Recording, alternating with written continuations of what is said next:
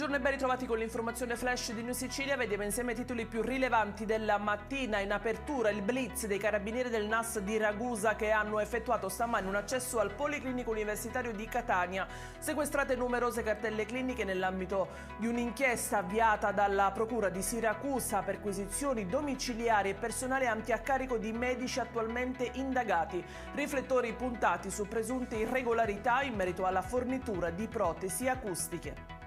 Agguato ieri pomeriggio a Siracusa, Giuseppe Pellizzeri, ufficiale 37enne della Capitaneria di Porto, è morto all'ospedale Umberto I a causa delle ferite riportate da alcuni proiettili che lo hanno raggiunto alla spalla e allo sterno. Nella notte è stato arrestato il presunto autore del delitto. Si tratta di Francesco Mirabella, 30enne incensurato del posto. Dietro l'omicidio vi sarebbe una lite avvenuta nel pomeriggio tra la vittima e il fratello dell'arrestato. Fermato nella notte Corrado Rametta, 54enne residente ad Avola, presunto autore anch'egli dell'omicidio di Raffaele Marruca, 63 anni, trovato senza vita nella sua abitazione a Caltagirone. La vittima è stata raggiunta da 3 colpi di pistola calibro 7,65. Adesso si indaga per capire se si sia trattato di uno scambio di persona.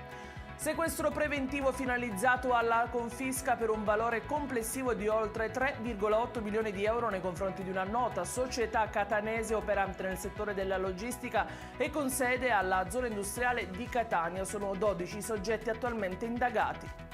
È in chiusura la riapertura con un nuovo marchio per il supermercato di Castelvetrano che era stato confiscato al re dei supermercati Giuseppe Grigoli, considerato un prestanome di Matteo Messina Denaro. Verranno riassunti anche 6 ex dipendenti.